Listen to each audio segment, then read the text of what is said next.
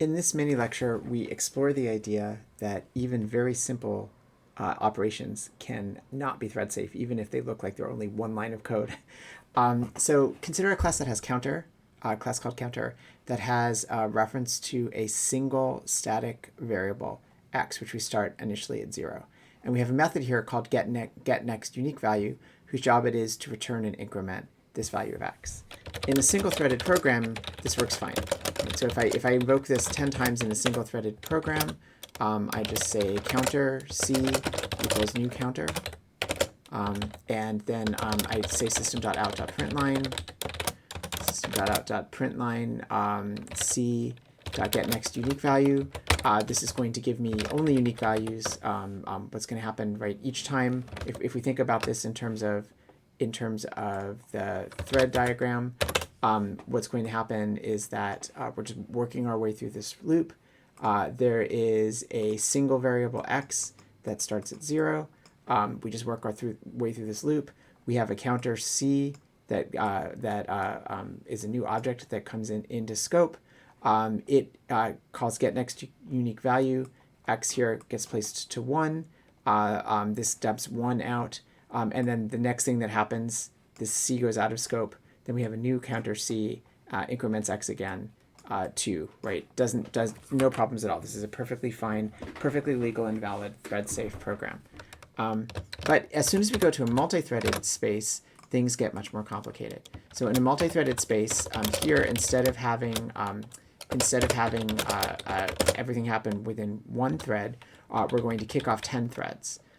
And each thread is going to itself have a counter object, counter c equals new counter. And then each thread is going to dump to the console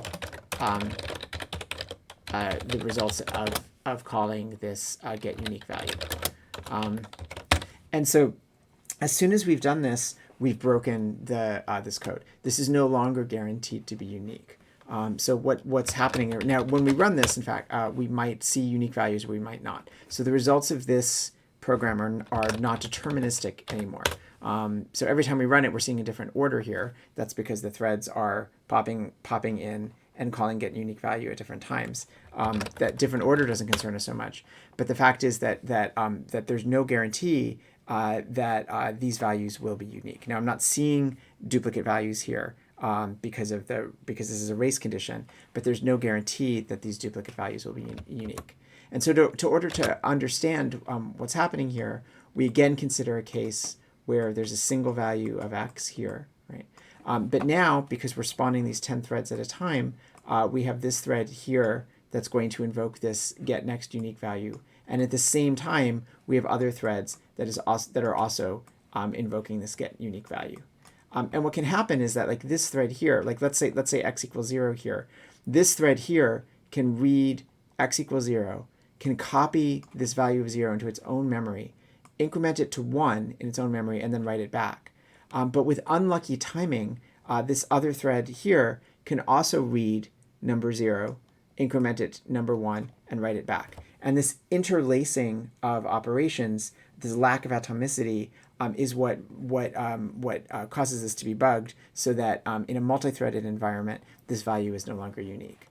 And this is what is shown in the, so if we go to our class website and pop open Lecture14 and look at our Java concurrency in practice textbook, this what I've just shown here is what is shown in the textbook of with this interleaving. Right? So here you have same situation that we just typed out, of a sequence that's supposed to be unique. This getNext is supposed to return a unique value.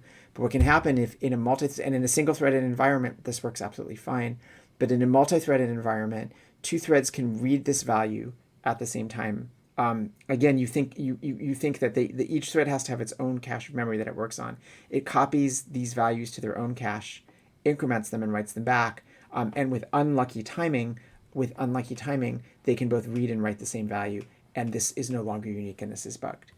So in order to make this not happen, we have to make these three operations that are represented by this one line of code to be atomic with respect to each other. These three operations are that a thread reads this value into its own memory, increments that value, and writes it back. If these are atomic, meaning that no other thread can interfere with this with these operations, they'll become thread safe. And we'll be talking about the different ways in upcoming mini lectures that you can make these operations atomic with respect to each other.